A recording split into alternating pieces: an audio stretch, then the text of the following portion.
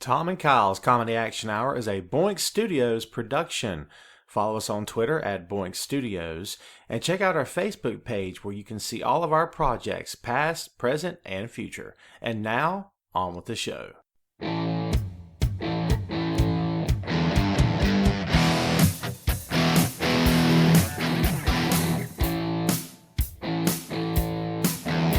Hey, hey. All right. This is it, folks. Welcome back to the show. You have tuned in to episode 3, and I know what you're saying. Why in the hell did it take this long? It's a great question. I could blame a lot of people for this. There's probably a lot of people to blame. I'm not much for taking blame for myself. But, you know, there's neither here nor there. Oh, by the way, I am Tom Clark. He is Kyle Smith, and this is Tom and Kyle's Comedy Action Hour. Kyle, this is, it's been like a week and a half or something since episode 2. And, we are firmly rooted in our very busy everyday lives, which at some point is going to have to stop because we got to have time to sit around and talk about comic books. This is a little ridiculous. So, what's up, man? How are you? Speaking of comic books, I read, really good storyline. Was it Batman, Night of the Owls? I've read stuff about that. What's going on with it? Fantastic storyline. It was really good. It's done. The artwork's done by Greg Capullo, which is a fantastic artist. Yes, he is. I can't remember who wrote it, but it's a really good. I got the trade of it, and volumes 1 and 2 are just fantastic. I really like it. The Court of the Owls. There you go. Yeah, that's cool. Dude, I haven't read a storyline in a long time. I can't remember the last thing I read. Every year we go to the con and I'll pick up a bag full of stuff, and then I'll either have time to read it when I get home or I'll sit it down. And I'm familiar with the title. Haven't they killed Bruce Wayne in the comics? I heard that he's coming back soon, is what I read recently. Yeah, because, it's like I can't, it's like they had the storyline where it's like they killed him off, and then they had several people, stepping up to take the mantle, and then here recently, Commissioner Gordon was going to become the new Batman, and it's like God. this. He's got this funky mech-looking suit, and it's kind of weird because it's got these funky-looking bunny ear antenna on it, on the side of the helmet, and it's got the word police on it. So I'm like, geez. Okay. The official Gotham, the GCPD endorsed Batman for the year 2015. Really? Batman done sold out, evidently. You would think that does the mouth show? Because Jim's got the big walrus mustache. Right. So that would be my thing. Well, I think it's the reason why he wears the mech suit. So. Yeah, plus the fact that he's 64 right, or something, right? So, yeah, it's like the senior tour of comic book superheroes now. I could see him having the same type of, drive as Batman, but, physically, no. Well, here's the thing, and Marvel is as guilty of it as DC is, as any other big-time comic publisher is, but it seems to me that whenever they want to shake up a book, they just kill the guy. And I'm always thinking, well, God forbid you create new characters to go around him or put him in death-defying situations, put a bullet in his leg and, severs his artery, do something that... Yeah, but to me, I don't know, man. Maybe I'm a big softy, but I'm like, I don't care for a dead Peter Parker. I don't care for a dead Bruce Wayne. Yeah. Because you have to know that the moment that character hits back on the big screen, people are going to run to their local comic book shop, and it's going to cause both publishers to say, well, got to bring him back. Right? Well, or, they'll keep him dead long enough until, people start complaining. It's like, hey, we really like Peter Parker, bring him back. It's like they did the storyline where which I thought was kind of a cool concept, where Doc Ock, basically took over Peter's body, and then stuck Peter in, Doc Ock's, decrepit, decaying body.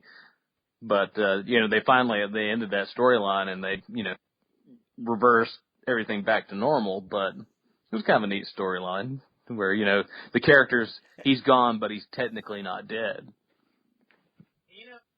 And, don't misunderstand me here. I get the fact that they have to have, like, dramatic tension. They need, different storylines.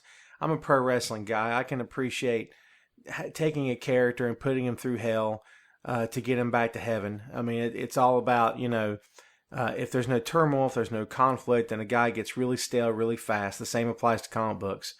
I mean, even Superman. Superman to me is one of the most boring characters I've ever read, and I've read him being written by some really good writers and some talented artists, but he's just boring to me. He's so pasty white, you know what I mean? Just so white bread. Like I can't, you know what I mean? There's only so much. They don't try to go in and put any flaws into him. That's true. Yeah, he's always going to be perfect.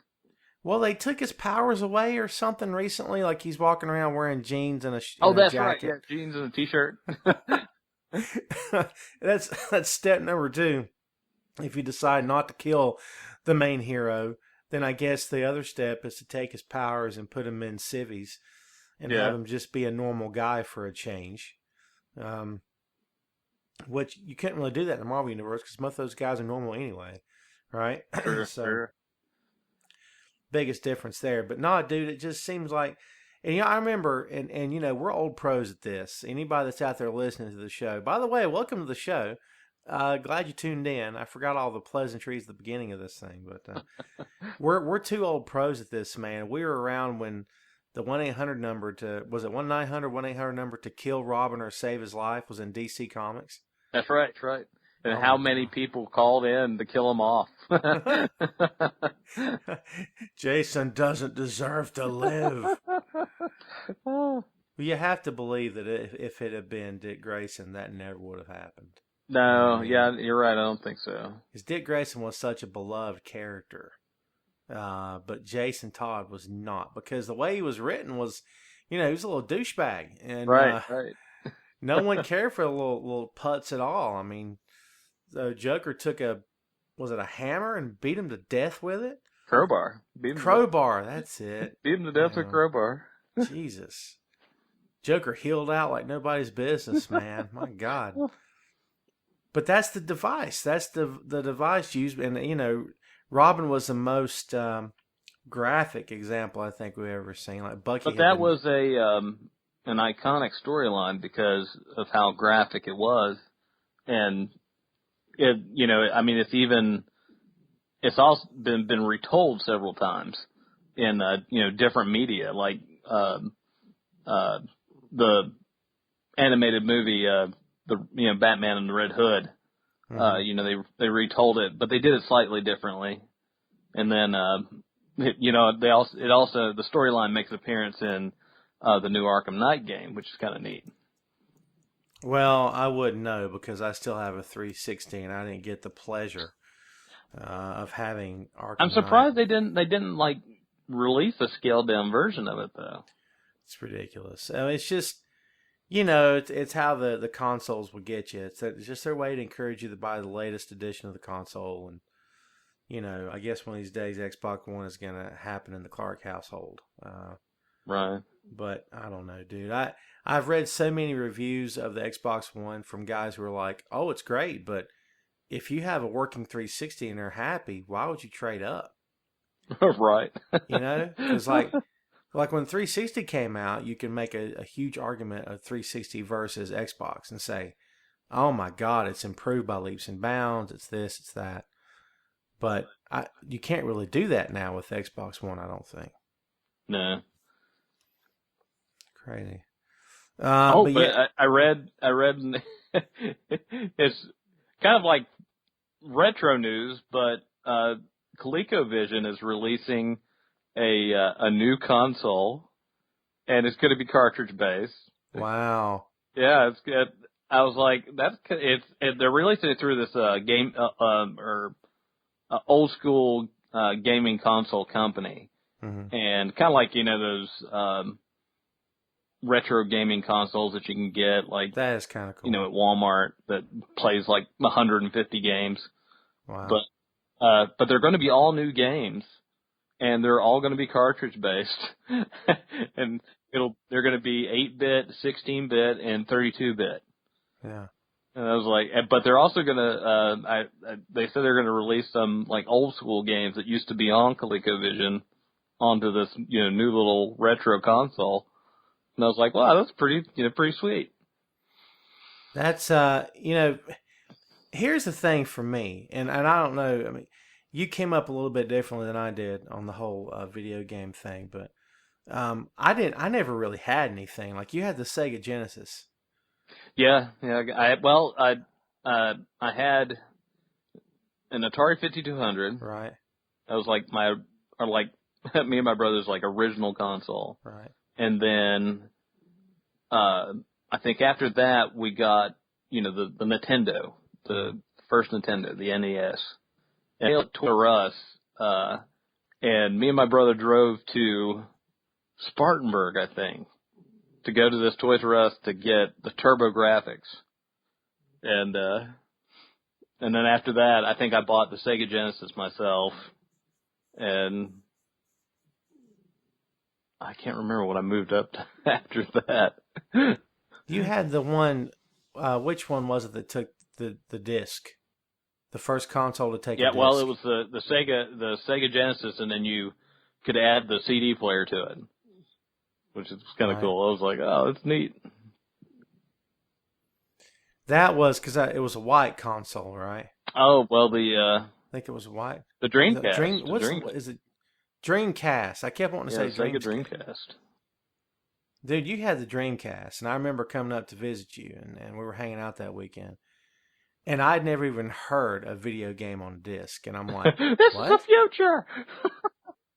Well, at the time, again, we and see, you are a product of your financial situation as a kid. My financial situation as a kid, it was me and Mom, and we were, spending money on food. You know what I'm saying? And I was always jealous of you. And it wasn't like a bitter hatred kind of jealousy where, I want to pitch you off a roof or anything. It was always more like, God, he got that? Oh, that sucks. I'm so jealous. You know what I'm saying? Well, and now years later, I can appreciate years later now how it, at the time, your parents do what they have to do. And my kid is 7. I spoil the living crap out of my kid. But because I want him to have all the stuff I didn't have. Well, like a lot of mine was like a result of having divorced parents. So you've got the one parent that's like wanting to outdo the other one. And plus, it's like in my household, I had like one parent that didn't do Christmas, and then I had the other parent that did. So like the one parent was like, all right, I can use Christmas to, basically spoil my children. Yeah. But like the other, like in like my later years, cause I really enjoyed gaming. So it's like, I would always save up to get, like the next console that was coming out.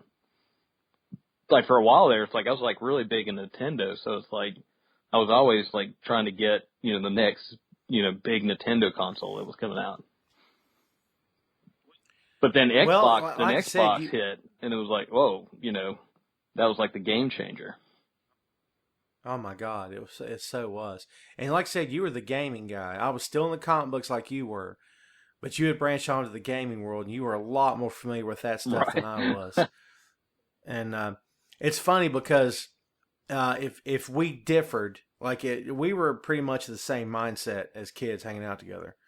But if we differed in any way, it was that we branched off into the pro wrestling thing and the video game thing. Yeah. Because you had one, I had the other. But it would like come like come back full circle because a lot of times, they were releasing the wrestling games onto the consoles. That's true. And there were some great wrestling games that were on the consoles. Yeah. Well, when I finally got my PlayStation, the original PlayStation, and that's when I really started getting into it, and because I'd only had the Atari 2600, the black joystick, the big red button, and that's classic. Oh, dude, I had that. That was the coolest thing I'd ever seen. Pong was the coolest thing I'd ever seen in my fucking life. It was crazy. It was great. My grandfather, he would go to yard sales. He would go to yard sales and find stuff, and he would buy the stuff really cheap, and then he would turn around and resell it at flea markets.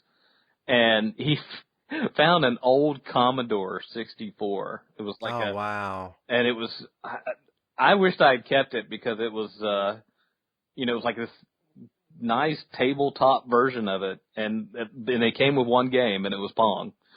Yeah. we played that thing for hours. Oh, it was mesmerizing.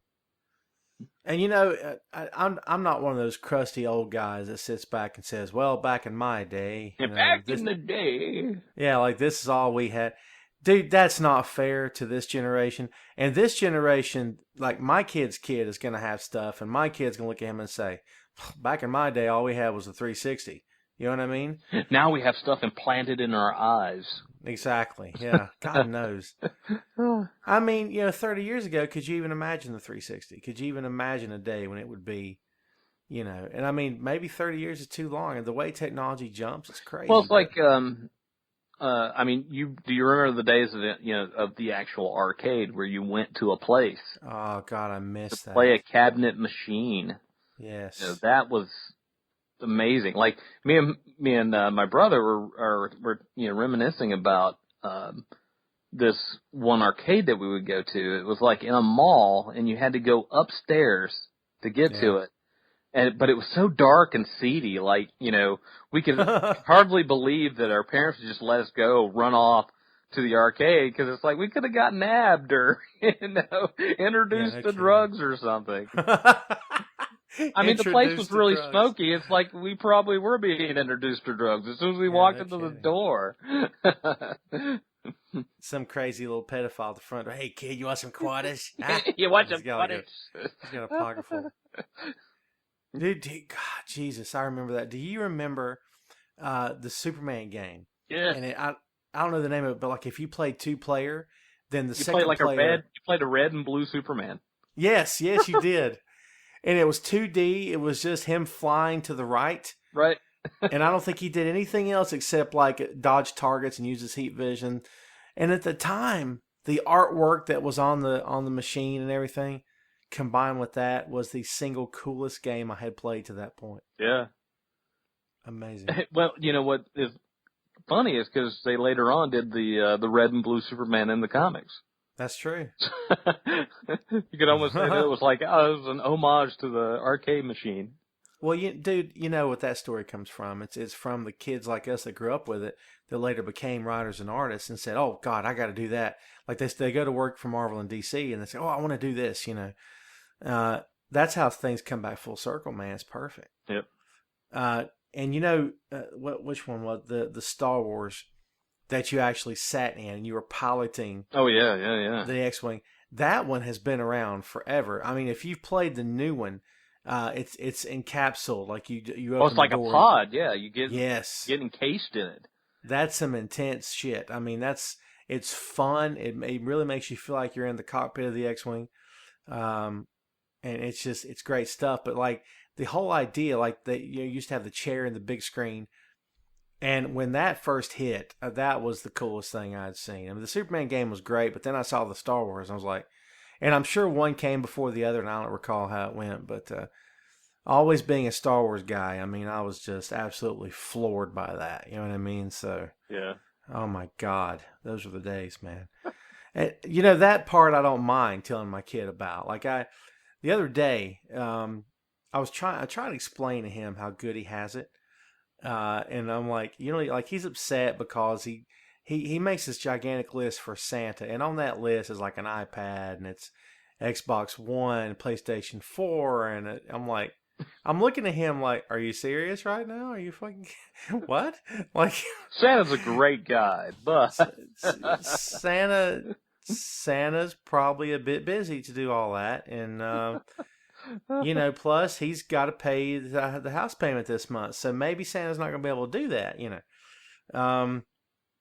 And I tried to explain to him how good he has it, and I told him a story of, growing up, just me and Mom, and it was, I don't know what year it was. I was a kid, and it was when we had moved back to Lenore and back to my hometown, and it snowed like hell for like 3 days straight, and we were stranded in this apartment. Or well, I say it was a house, like a rent to own, not a rent to own, but like a rental house that was split into 2 apartments. We were trapped in there, and we couldn't get out. We couldn't take the car out. Couldn't get out. Hardly had any food in the refrigerator. Hardly ever had any food to begin with. It was just me and her, and living hand to mouth, basically. And dude, we had rats the size of, fucking badgers in that place. I mean, and at night you could hear them running through the kitchen, and I don't mean scurrying. It sounded like they were wearing track shoes, like thump, thump, thump. I'm like, oh my God. Like, like you wake up, one of them like, hey kid, you want a sandwich? what's the old joke? Like one of them wakes up and says, hey, we got ants. You know what I'm saying? Right. Like they're that fucking big. But oh my God, dude, it was, and I'm telling him this story and he's just looking at me, and it finally got his attention. And he's looking at me as if to say, I can't believe you're saying all this. You know what I mean? And it occurred to me, I stopped in the middle of the description. I was like, I can't believe I'm saying all this. Like, it doesn't occur to you how things were when you were a kid until you think back on it. Like, now I look back at that time, it was, like I said, it was just me and my mom, and it made us stronger people and made me appreciate a hell of a lot more when I got older. And like I said, my kid is reaping the benefits of me growing up without a lot of stuff, because now he gets basically anything he wants. So it's screwed up. I mean, to an extent, yeah. I mean, I'm not going to go break the bank for him, but dude, how do you like that? We've been someplace before, and just he's been a real good kid that day. He's not asked me for anything, and we'll go to Walmart or something, or look around, or Toys R Us or whatever, and we'll just look at a toy, and he'll pick something up, and I'll just like, you like that? He'll go, yeah, it's awesome. Come on, let's get it. And maybe I love, it's 30. As a kid, I love those moments. It's like, with your parents. It's like, you're not, like you're not in particular looking for anything. You're not, Right. Like some of these kids that I see in the store where they're just going nuts, just harping on their parents to get them something. But, those moments where you're just going through the store, just being a kid, you're not asking for anything, and you pick something up, and your parent guardian turns to you and goes, you want that? Or, you like that? And, it's like you get something, it's like, it's awesome. Yeah, I know, right? I don't know the comic because I can't remember the guy, but I remember the bit he had about the candy store, and he's in a candy store and there's a little kid there, and he looks at the kid, he bends down, if you can visualize bending down to the kid's level, and say, hey kid, you see all that candy? I could buy all of it. Right. I could buy this whole store if I want. But then he follows up with, when you get older, you'll be able to buy all of it too. You just won't want to. Life sucks. Move along. And that's just how he leaves it. And I'm like, it's so true. Like, what's important to you today, what means so much to you today, especially as a kid, 5-10 years from now, you're going to have forgotten about it.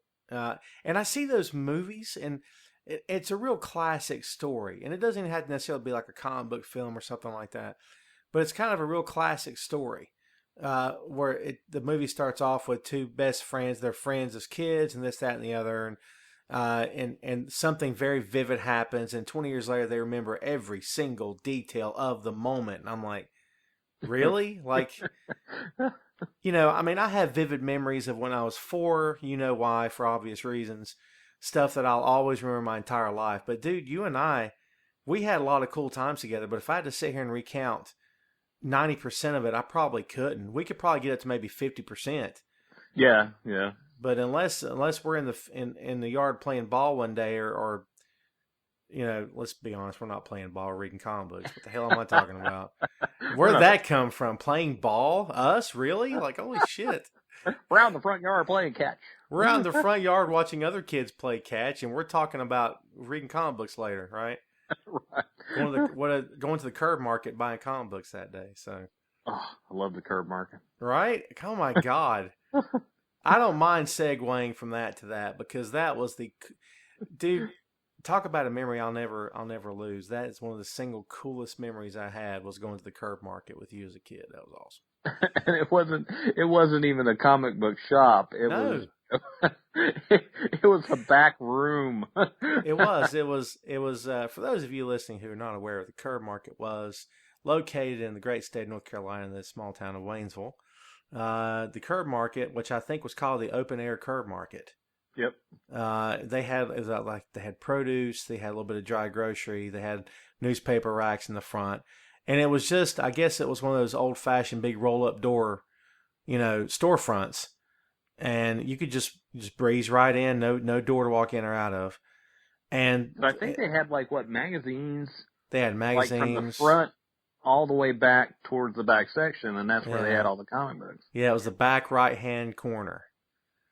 And God, dude, damn it all to hell. We'd go in there and blow. If I had $20 allowance, I blew 15 of it right then and there.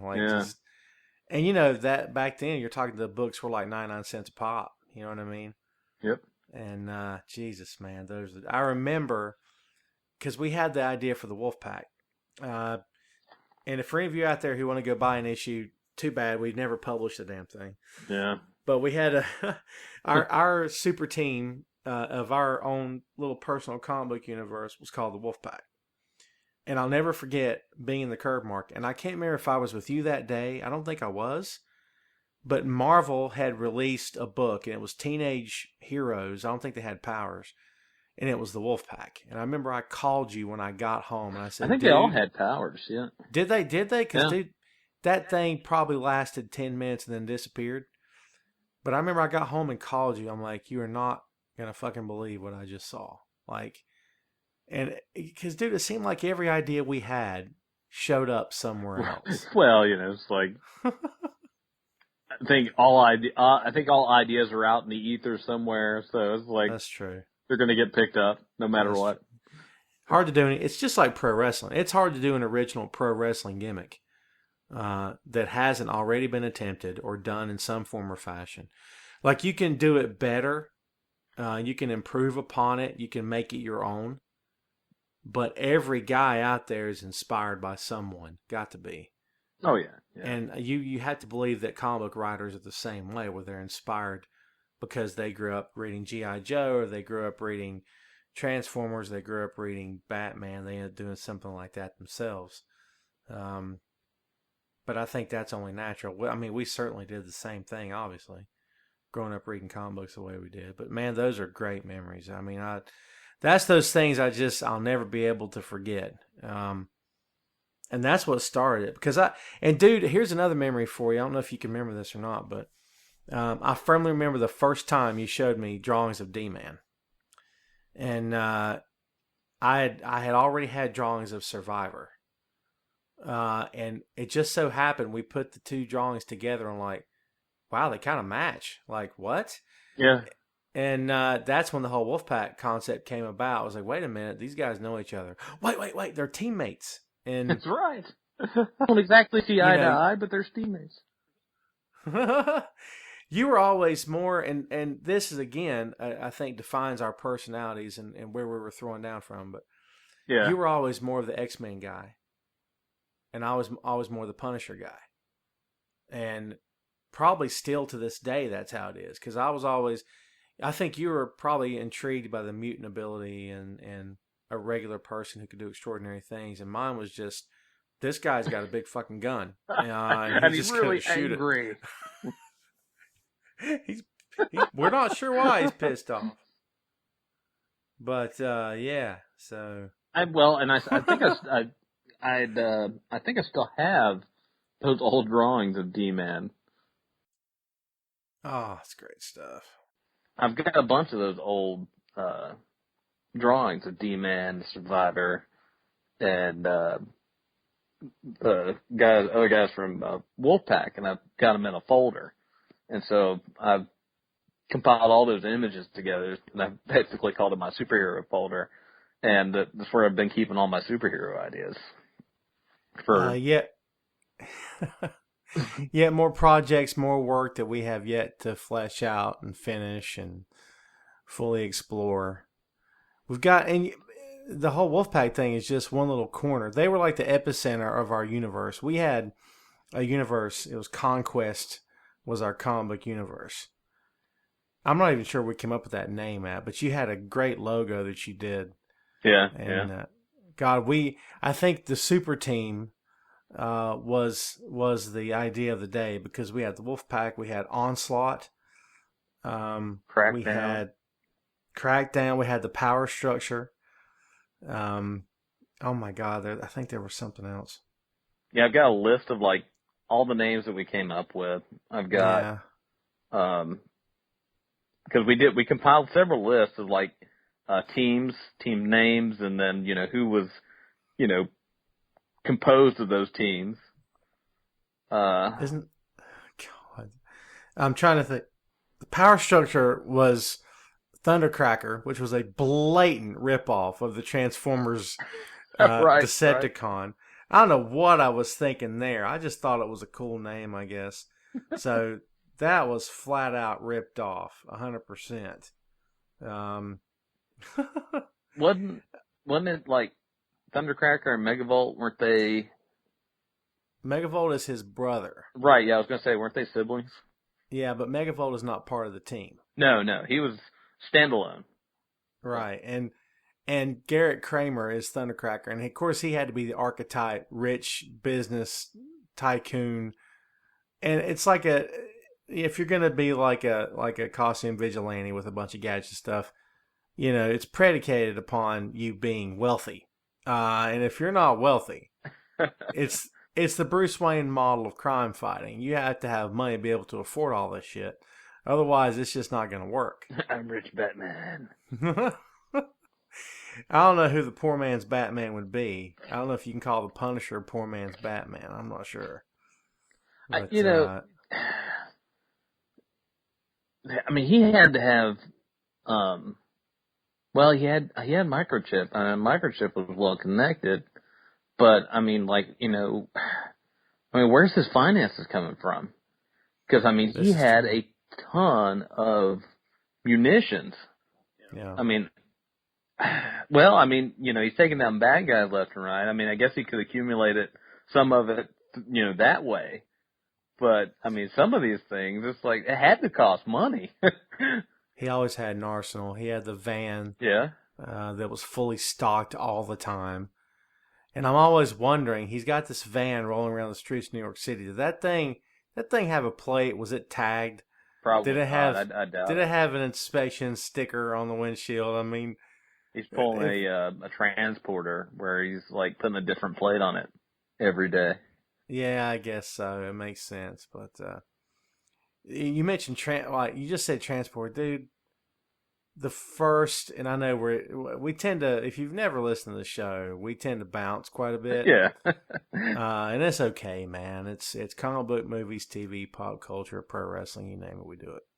The Transporter, the first movie, of course, starring Jason Statham, is one of the most fun, most unique, not unique in terms of action, but unique in terms of the character.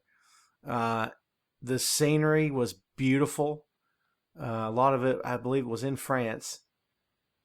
Just beautiful. But you kept up with it. It was, you had the criminal element, but you still rooted for the guy. Yeah, exactly. And he was just very smooth. And I don't know that we had like a European flavor to an action hero really since Arnold. Sure. Maybe Van Damme, I guess you could say, but just that real, like, different sort of vibe. And Jason Statham's not going to win an Oscar anytime soon, let's be honest, but that's not really his shtick. His shtick is more shoot 'em up and stuff. And kick him in the face. Exactly. But that first Transporter, for my money, it might be in my top 10 best movies of all time. Now, you go watch part 2, it is god freaking awful. I mean, it's so bad.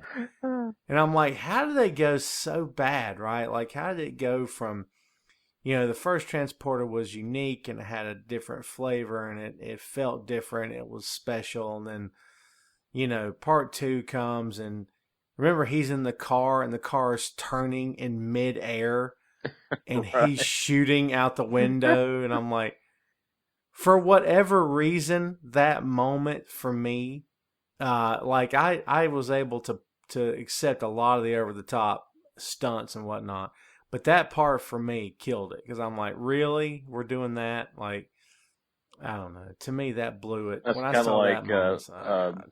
you know, going back to comic books, like Deadpool.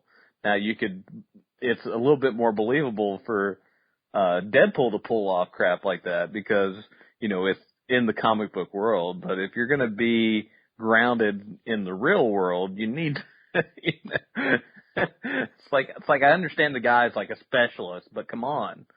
Yeah. He's not going to be able to shoot out of a flipping car.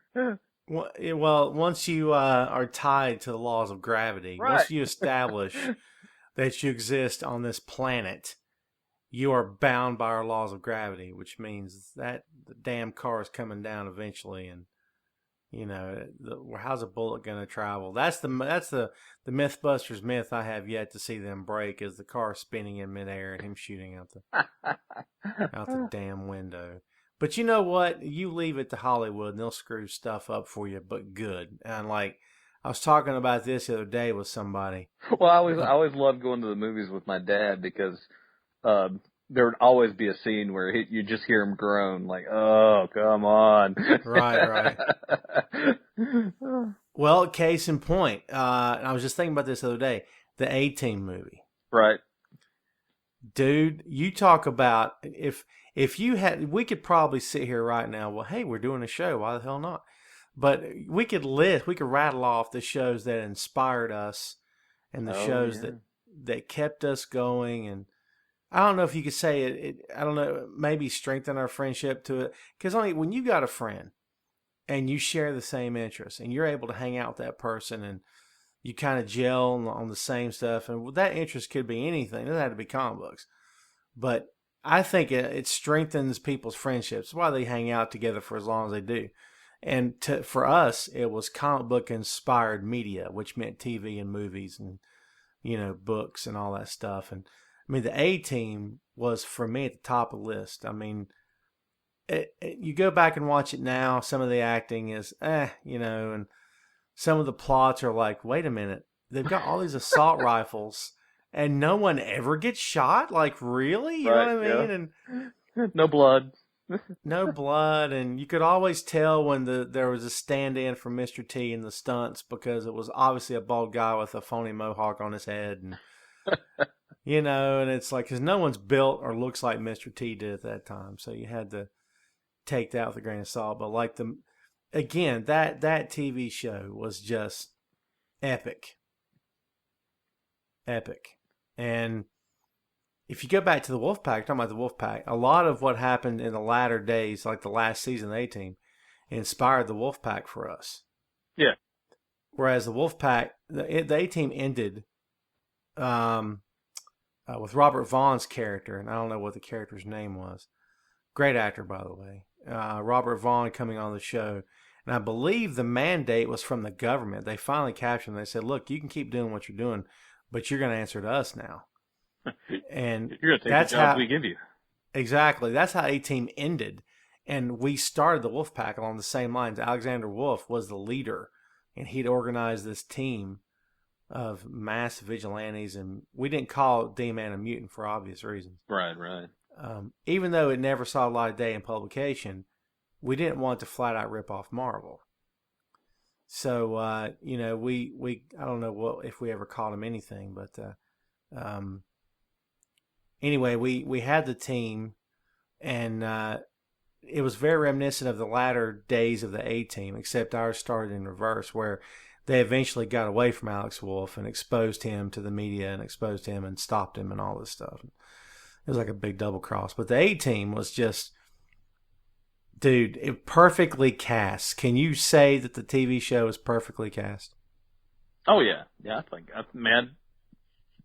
I mean, Hannibal, perfectly cast. Oh, George Papard, great actor. And it's a shame he died. I mean, it's like, but I always thought George Papard, if he had lived, could have been in the same vein as Leslie Nielsen. Yeah. Where he could have done that character in a, like, he's supposed to be straight-laced, but you can't help but laugh. And it's a shame he never got to explore that, because like I said, he didn't live long enough to do it. But Yeah. he had a whole career in Hollywood before A-Team ever came along. Oh, true.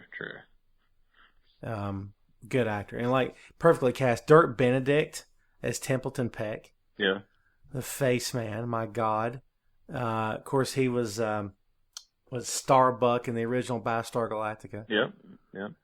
Which was, dude, I remember being in my mom's old Pontiac Sunbird with a big plastic helmet that I had. And I want to say it was like a batter's helmet. Somehow I got my hand on a batter's helmet or something. And I had like done like crayon and markers on construction paper, done the logos and taped them all over the helmet and had a visor. That's awesome. And I would get in my mom's car, and sometimes I would occasionally talk her into having the keys just to crank it up. And I'm Battlestar Galactica in my mom's old Pontiac Sunbird. And that was, in addition to the Star Wars play, that was something entirely different. But, oh my God, I have fond memories of watching that show. Go back and watch it now, and it's like, oh, jeez. Talk about the shows we grew up with, man. Yeah, but I mean, those shows inspire the shows that we're watching now. So it's just you can't put those shows down. No, and we always talk about we talked about it a few minutes ago about coming full circle and starting off where you began, and I think movies and TV has certainly done it for us. But the A-Team film, very ill-advised. That thing never should have happened. You think? Right? Oh my God, I love me some Liam Neeson. But the whole time he's talking in the movie, I'm like, I love when a plan comes together. I'm like, who the hell told him to do that voice? Like, that wasn't Hannibal. Like, oh, that's some heinous stuff, man. Like, maybe because I think they should, he should have just done his regular voice, and it would have been just fine. Yeah. Just keep it, just do the dialogue. People will get it. Yeah, no kidding. You don't have to do the Darkman voice. Give her the fucking elephant. And I never understood, and I hope I'm pronouncing his name correct. Help me out here. The guy that played Face in the A-Team movie. It's a very unique name. Carlton. Help me out here. See, now I'm going to have to consult the Google machine. Wasn't Face in the A-Team movie? Wasn't that Bradley Cooper? That was Face. I've moved on to Murdoch now. Oh, okay, you gotta Murdoch. keep up. Yeah, you got to keep up. Bradley Cooper, who might be the prettiest man I've ever laid eyes on. And like, I don't have any gay leanings. I don't think. Not that there's anything wrong with that sort of thing. Yeah, I mean, I don't really care, but I mean, it's whatever. But dude, if they said, you kiss a guy or I'm gonna put a bullet in your head, I would say, get me Bradley Cooper, because I'll. Well, if I had to. Because I'll French that fool all day. That's crazy. Bradley Cooper's like, don't I have a say? No, you don't. Okay, no, you don't. Shut up and I'm get gonna over lose here. my life. Yeah, he's a pretty guy, but but no, we and now I'm having to consult the Google machine because I want to be sure that I don't mispronounce this actor's name, and I don't dislike the guy, but I thought he was horribly cast in the role of Murdoch in the A-Team. Yeah, he was all right. I think they could have. I think there were other actors that they could have went with. Because when I heard about the casting, I thought Liam Neeson, hey, that's working. Yeah. Bradley Cooper's face, that works. Absolutely. Sharlto Copley. Sharlto Copley. Yeah, who's not a bad actor. He's actually a South African actor. Oh. Yeah. He's Oscar-nominated science fiction film District 9. Oh, okay. Yeah. Yeah. But he was also H.M. Murdoch, which horribly miscast. I mean, we had cast the A-Team film as kids many, many times. Yeah, yeah. And his name never came up. We didn't know who the hell he was, you know.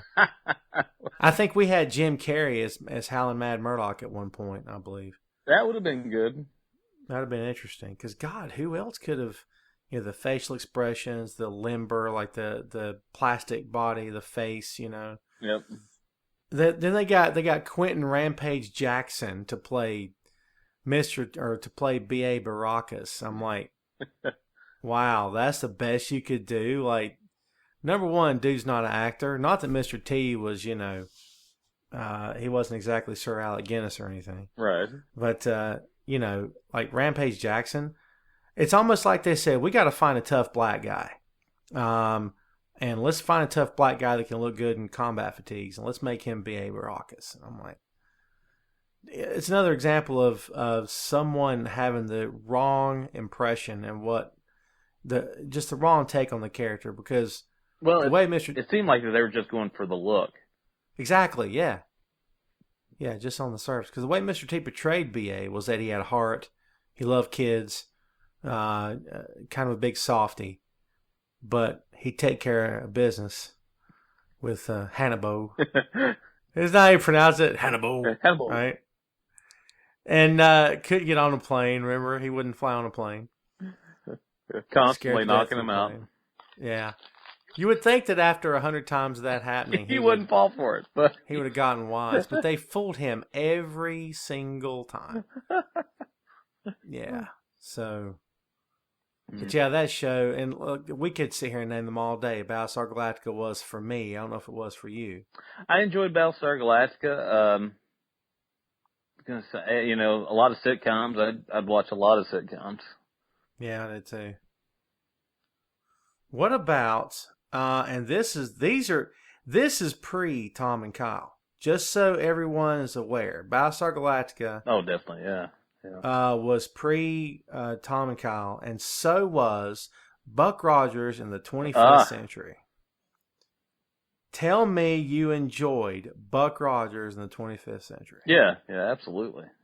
Oh my God, such a good TV show. I think it's on Netflix. Is it? I believe. Wow. Don't quote me. I think it is. Now, I'm surprised that there's a show that I'm surprised that they haven't tried to adapt to a movie. Well, unless you count Duck Dodgers in the 24th and a half century. Right. Which, you know, I thought Daffy did pretty well. Yeah. You know, I can't complain too much on that. But Gil Gerard played the lead role. Yep. And brother, I don't know when the last time you've actually sat down and watched Buck Rogers. We talk about some of these shows not really holding up all that well. Go back and watch like the pilot of Buck Rogers. You will be amazed at how well that show holds up. Really? Well, I'm not talking about the effects. The effects are ridiculous and hokey and all that nonsense. But Gil Gerard's performance, because I don't recall a moment in the pilot anyway of him coming off like you're going, oh, geez, what did he say? I mean, he legit feels like, listen, what's going on, dude? I went to sleep. I woke up. What?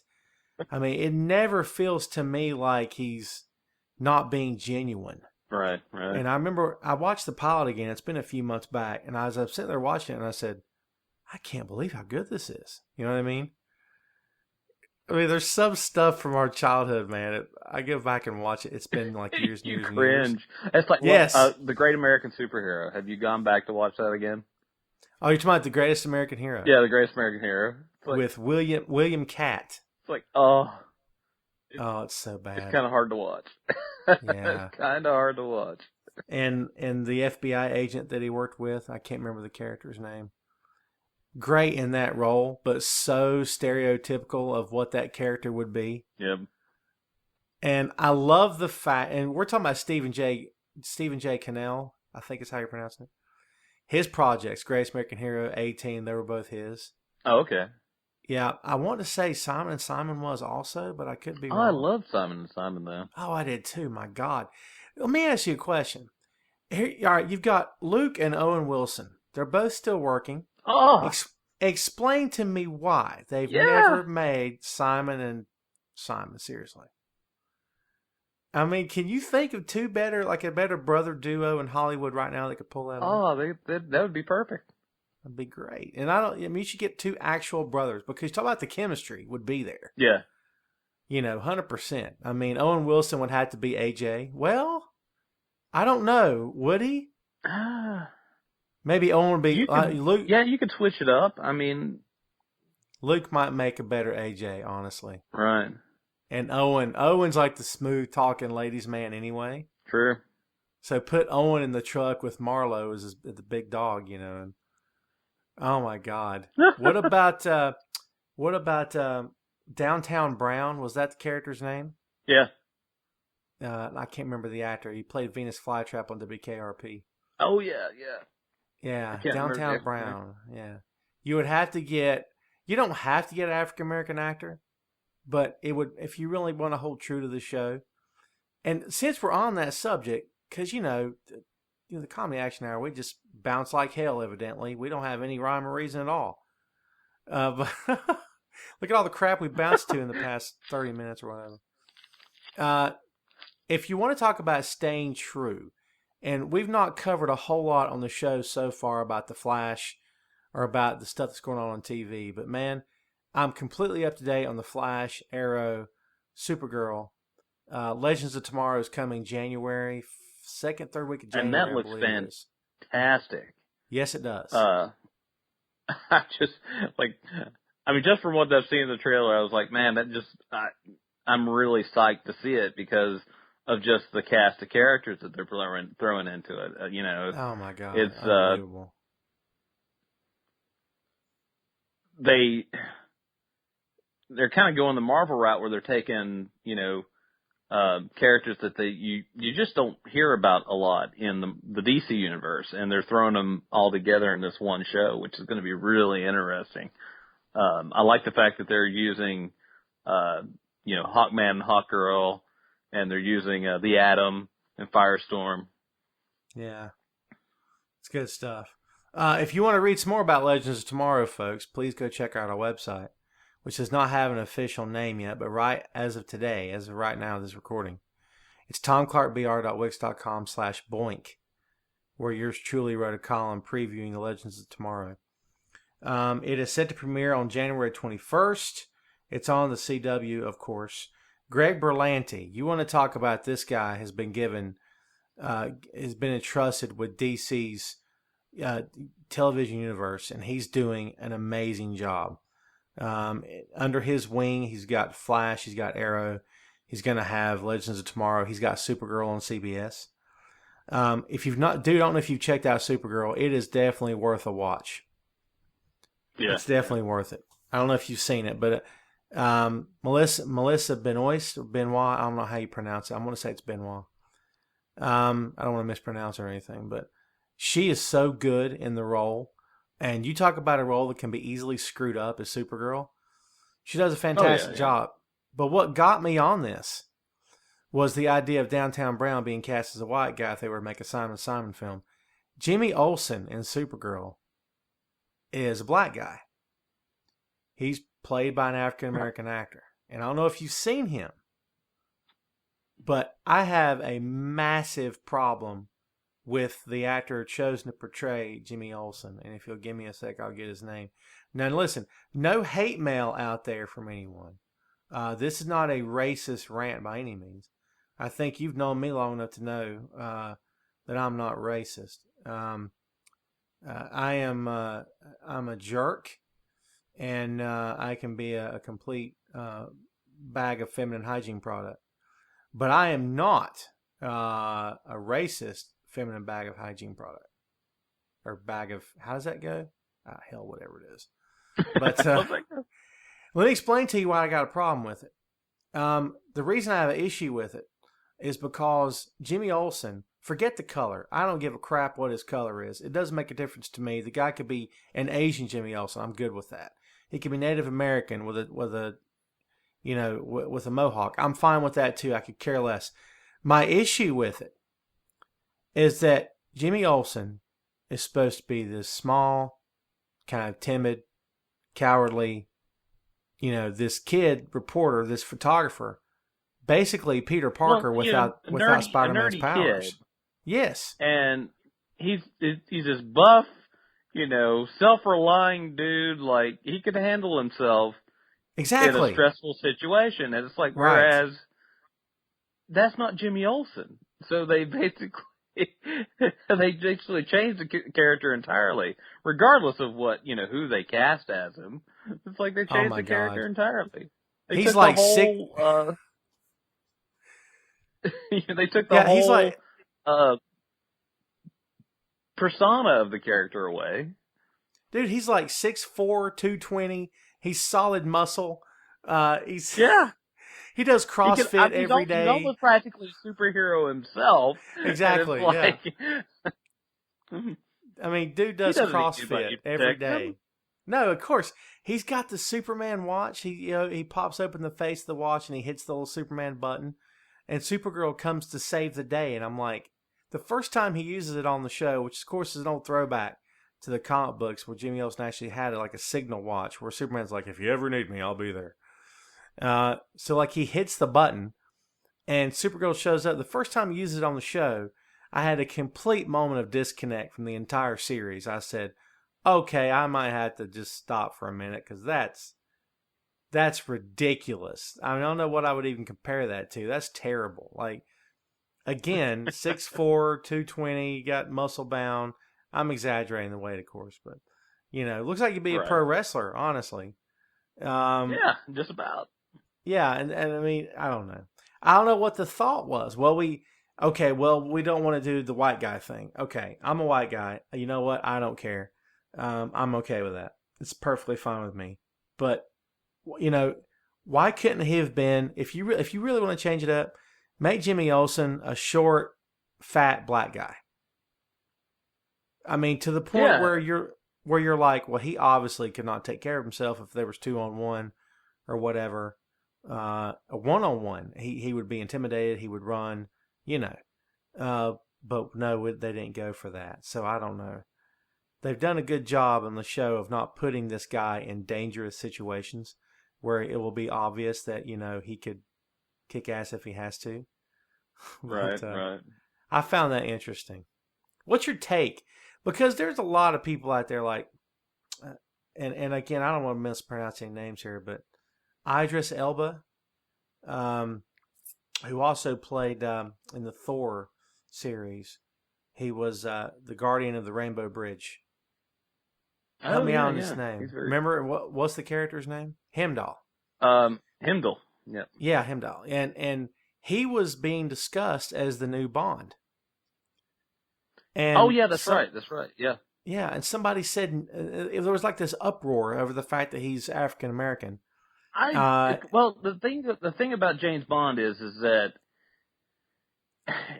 he doesn't have to be, they've already established he doesn't have to be the same guy all the time. Like, because even with Daniel Craig, it's like, I'm surprised nobody, had flack over the fact that he has blonde hair. It's like, oh, James Bond, always has to have dark hair. It's like, no, James Bond is just a highly trained MI agent that just, kicks ass and, shoot first and ask questions later, kind of guy. I actually think he would be a good choice for the next James Bond. I don't have a problem with it. Yeah. You just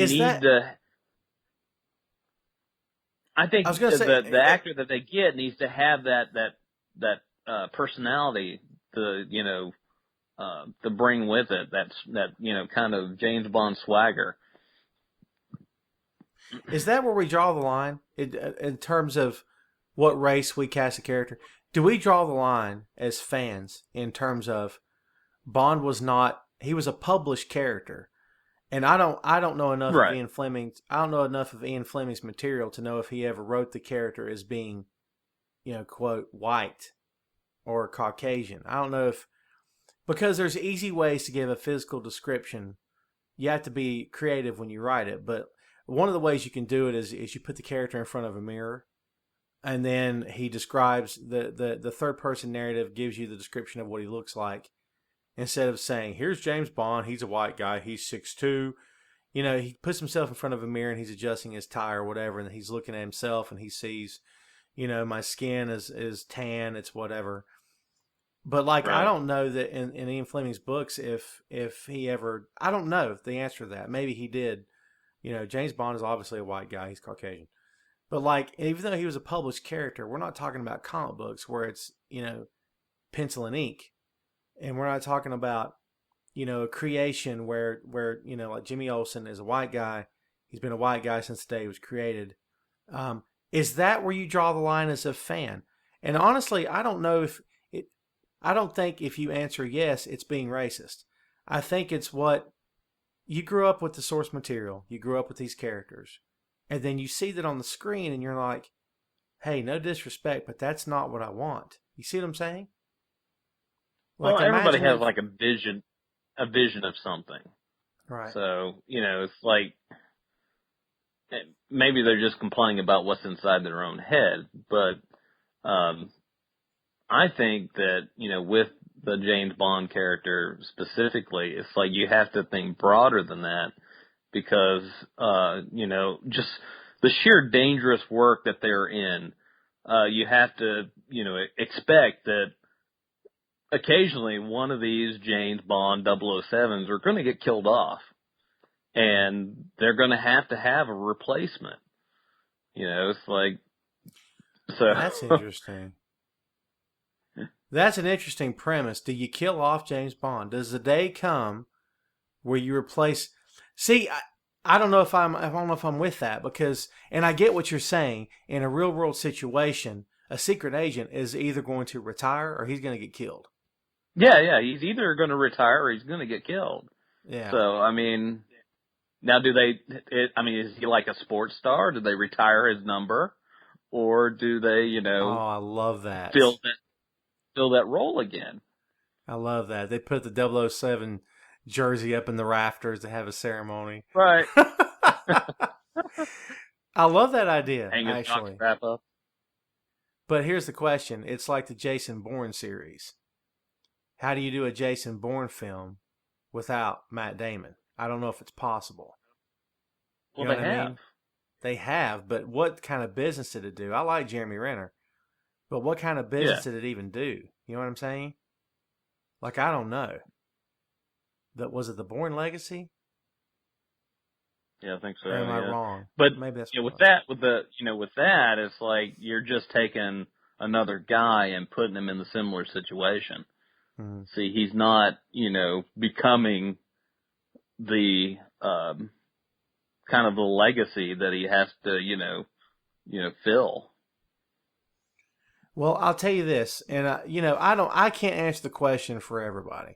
And for those idiots online who are complaining because that feller's black and he shouldn't be, well, you need to go play in traffic, because honestly, we got no use for you. It's ridiculous. 2015, and people still have a problem with each other because of skin color. You know what I'm saying?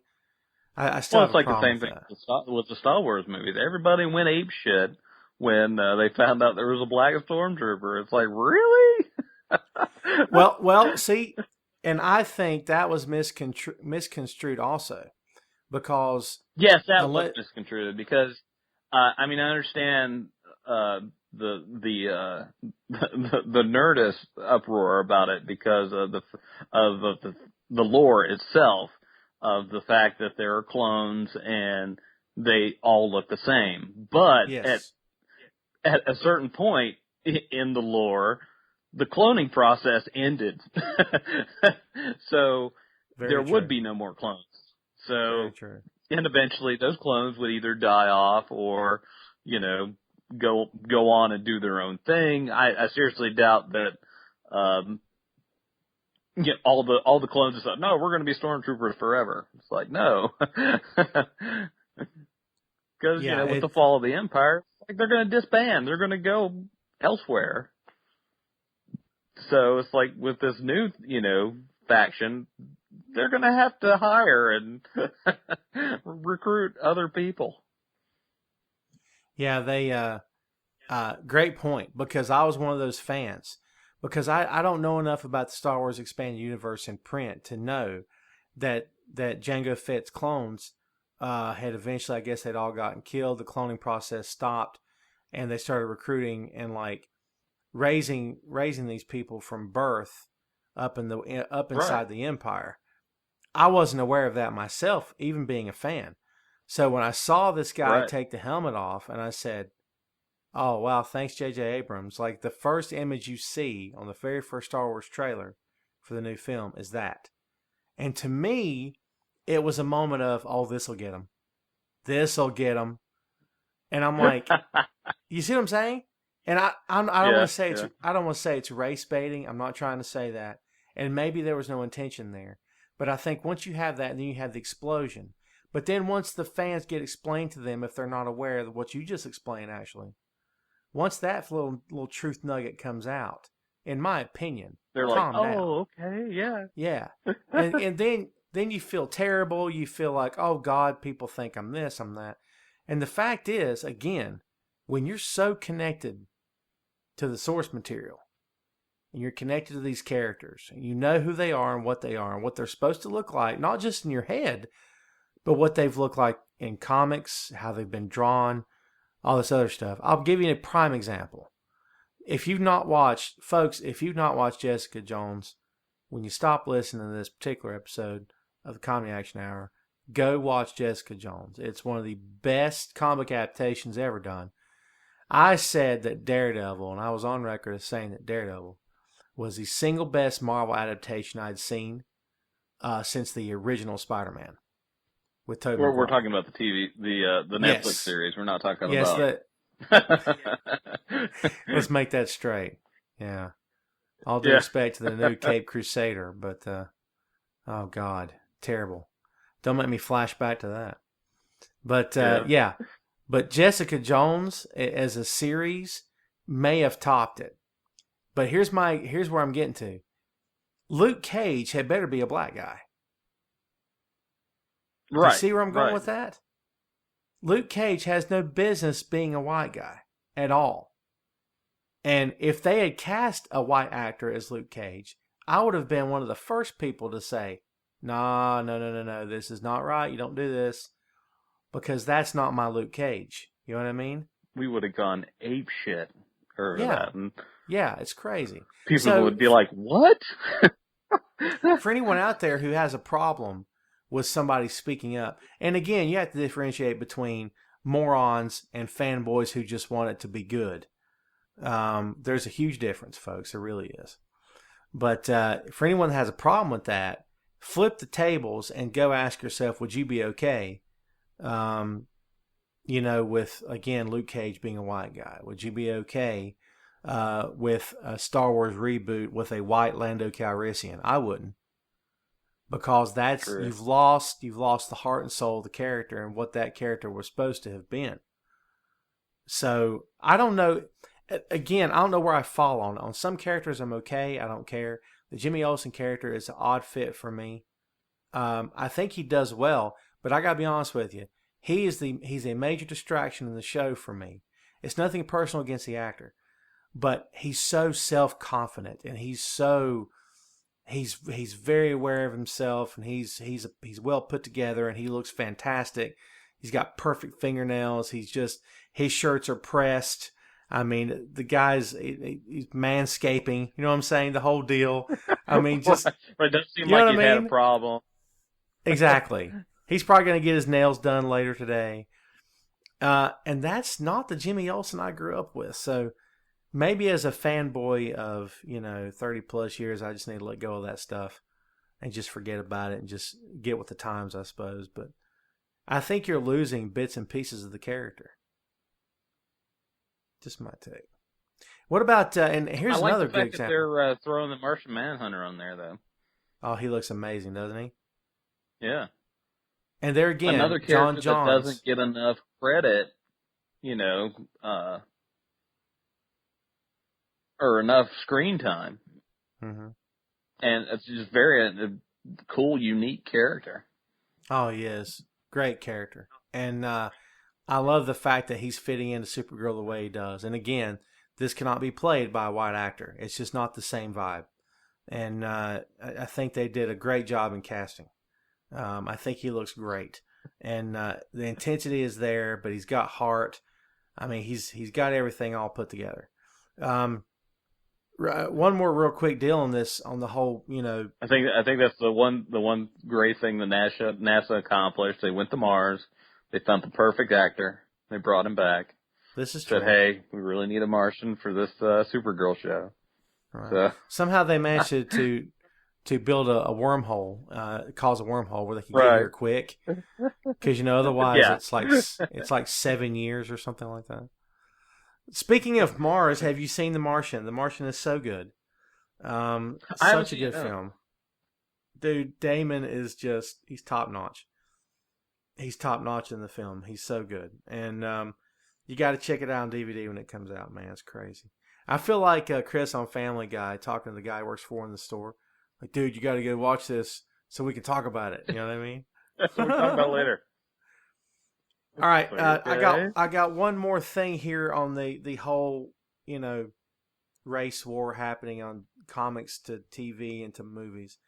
This is one instance that I believe it had a major impact.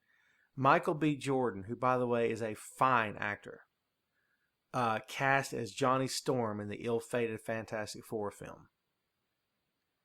Now, see, I think that apart from the fact that because I never bothered watching it because I didn't want to waste my time.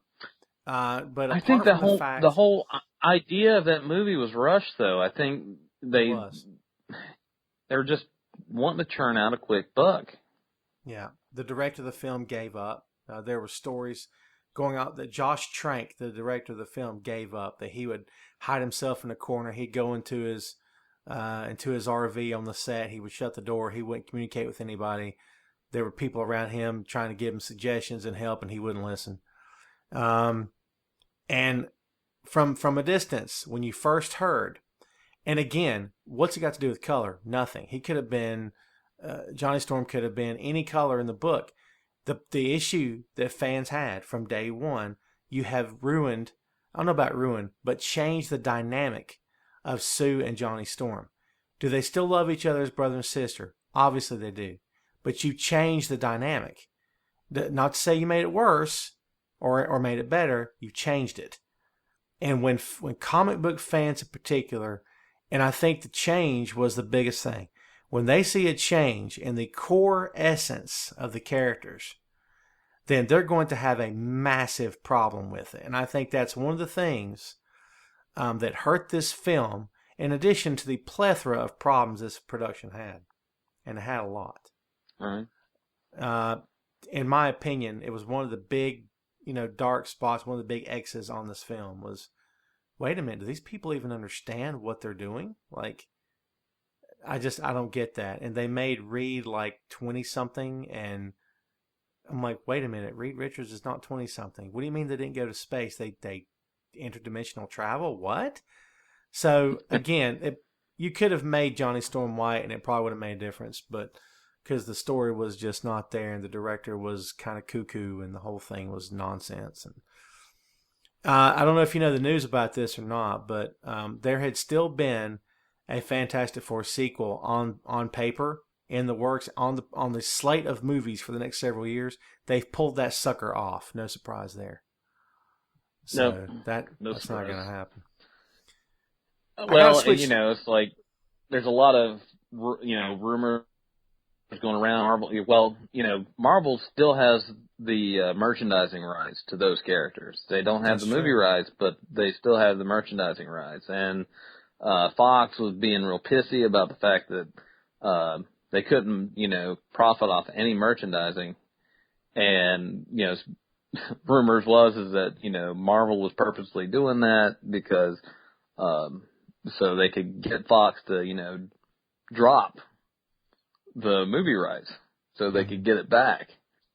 Like they don't do any Fantastic Four comics now. Like they canceled all the Fantastic Four comics. God, So, I heard something about that. What's the story behind that? Well, it just Marvel says that they just weren't selling, so they decided that they were just going to discontinue them, and I guess until further notice, just because they weren't making any money off of them. But I feel like maybe that's what they're doing. They're being a little underhanded. Well, especially now that Disney, is. Well, they've got more money than God, obviously. Disney has. Right. You know what I mean? And exactly. Marvel Studios has a proven track record. You hand Marvel properties off to a second or third party, you're not going to get the result you want. The biggest exception, of course, is the X-Men franchise with Bryan Singer. That's the biggest exception. True. But anytime they hand off their property to a studio, 20th Century Fox, whoever it may be, you may not. Well, you've seen the new trailer for the X-Men Apocalypse, right? Yes. Yeah. What's your thoughts on that? It looks interesting. I think so too. I like visually. It looks really good. Kind of dark, but I still have a problem with Apocalypse. Every time I see him, I'm like, he's not as visually stunning as you see him in the comic books. Exactly. He just comes off. Yeah, he comes off very, I don't know, odd. Yeah, he's kind of small. I had the same problem. Oscar Isaac is the actor's name. And again, folks, if you'd like to read about the X-Men Apocalypse trailer, feel free to head on over to the Borg Studios site, where yours truly has written a fine piece of work. And you get to watch the trailer too, so you get two forms of entertainment all in one shot. But that was my biggest problem, is that the heavy has to be plausible. And when he's not, people are going to tend to tune out. And it's the same problem that I personally had with Heath Ledger as the Joker. Remember the first time we talked about that, and I said to you, he's the flavor of the month. I see what they're doing. They're obviously going for the flavor of the month, trying to get people in the theaters. And that was me not understanding that Heath Ledger took the Joker role and said, "Oh shit, I'm going to kill it." You know what I mean? And he did. He slayed. There was nothing about that character he did not understand. And he made it all his own. And kudos to the late, great Heath Ledger. Killed it. But again, when fans sense that the character is not right, you're going to have massive problems. Because, again, I keep making the comparisons to pro wrestling. It is a lot in terms of pro wrestling because fans have to buy into the character. And the moment they feel like that character is acting out of character, they will tune out. Yep. So you got to make sure that the guy playing the character is all in. Folks, you're not going to be aware of this, but we've had major technical difficulties on this episode. And I was going to keep it to myself because, stuff happens and why go into it and why dredge all that shit up now. But we had some technical issues. But if I know what I'm doing, and I usually do, I can put this sucker together and you'll never know the difference, hopefully. But I guess long story short, we got a lot more to talk about. But this is the Comedy Action Hour, and we've gone well past our allotted hour. Believe it or not. Yes, we have. Yes, we have. Dude, this is so much fun, man, because folks, I don't know if we've said this on the show so far. This is basically just a phone call for us. That's what this is. Not that we don't want you guys to be entertained. Don't get me wrong. But we've done this stuff for 20, I enjoy it because it gives us the. I enjoy it because it gives us the ability to reconnect and basically do the stuff that we have always been doing. This is true. like since we were kids. So, Right. And I because mean, I remember getting in my car and driving up to your house for the summer, yeah. and sitting in a hot room and doing this on tape. So, oh, sweating balls and making comedy tapes. Sweating balls and doing it on comedy tapes. So, because my mom's house had no central air and it was horrendous. And it was oh fun. my God, it was so much fun. I wouldn't trade those days for anything except for maybe a box fan would have been nice. You know what I'm saying? Right. I would have settled for a box fan. And we could have been doing a lot worse things. I mean, oh yeah, there's a lot of things that your mom certainly stressed about you, I'm sure, and I know her. You know what I mean? But that's one thing she never had to stress about with you was, what's he out doing? Like, right. I was like, at the I know. I was at the comic book store, Mom. Where do you think I was? You know what I mean? Yeah, if you can get in trouble with the comic book store, let me know how you do it, because I've never been able to do it myself. But, yeah, dude, it's like you said, there's worse ways to spend an evening. But, I mean, dude, every major thing in my life. I mean, we spent my graduation night. We just went driving around, and I think I was going to say recorded a podcast. We recorded a comedy show on cassette tape, and we may have watched a comic movie or something. Yeah, of course. And all the major events in my life have been celebrated with a big bunch of nothing, and that's perfectly fine. And I've said it before, as someone who's straight edge as the day is long, never drank, never smoked, never cared to. I can't imagine at this point in my life saying, "Oh man, I've had the best day. I want to go get wasted. I don't remember any of this." And like waking up the next day being so incredibly sick. Like, why did I do that? Jesus. Yeah, I don't. And that's always the punchline to people that do that is, "Oh my God, what was I thinking?" I can't imagine doing that. I'm happy enough, man. I don't need any chemical enhancement for my happiness. So. We've covered a wide variety of topics. We still got some stuff I want to get to. But we're going to take this thing home. And maybe the next episode will be along a lot quicker than you may think. Because when we record these things, we tend to work back to back. We're like the Back to the Future franchise. We just kind of, That's right. we film episodes 2 and 3. He's Marty McFly. I'm Doc Brown, I guess. And Marty. That's our roles. You got to have the vest with the sneakers and everything. That's good stuff. All right, guys. Hope you've enjoyed this particular episode. I know Kyle has. Yes, I have. Yes, you have. You've had a fucking blast. So we're going to tell you real quick how you can find us in case you're curious. The aforementioned Boink Studios website is tomclarkbr.wix.com/boink. If Kyle will cough up the sufficient funds to buy the website destination name, we can make that fucker happen quick. Right. It's a work in progress. He's tight with his money. You don't even understand. So go check us out there. Look us up on Facebook at Boink Studios on Facebook. Hit the like button. You will get a bag of cookies if you hit it enough times. Just enter your address or something. I don't know if that's true.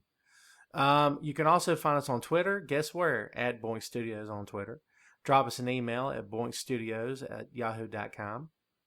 And if you would like to find my stuff personally, you can look me up on Bleacher Report. I'm also on the highly esteemed Camel Clutch blog. You can also see my stuff on Sportskeeda. I'm also on Facebook, where I post all my columns. Anything WWE Pro Wrestling related is where you're going to find all that work I just mentioned. Kyle, his artwork adorns the website as well as the podcast photo you are currently probably looking at. He is available for freelance work, so if you'd like to get in touch with him, it's Kyle DJ Smith on Twitter. Go drop him a message, check him out, and he can do some work for you because that's what he does.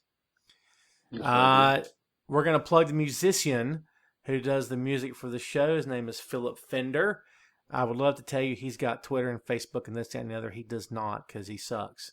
What he has in musical talent, he sorely lacks in social skills. And if he hears me say this, all due respect, you know I love you like a brother. But he's available as well. Folks, we try to be a multimedia organization here. The Boink verse is ever expanding. So we got Tom Clark's Main Event, Tom and Kyle's Comedy Action Hour. One of these days, there may even be a third podcast. Who knows? Kyle may choose to do one on his own. Sure. So you never know what could come down the pike. But none of this is going to be possible without two things: money and your listening. So continue to click, go read my stuff, go to the Boink site, read the stuff I'm writing there. Please continue to listen, subscribe, and download to these podcasts. And keep us rolling, folks, because we're just here to have fun. We hope you are as well. Kyle, this is it. You've got the last word of the episode. Go. Whether you're the light side or the dark side, we're all the same. So ever enthralling and captivating as always. By the way, we're gonna have a massive Star Wars episode here on the Comedy Action Hour. It's coming up very soon, so please stay tuned for that.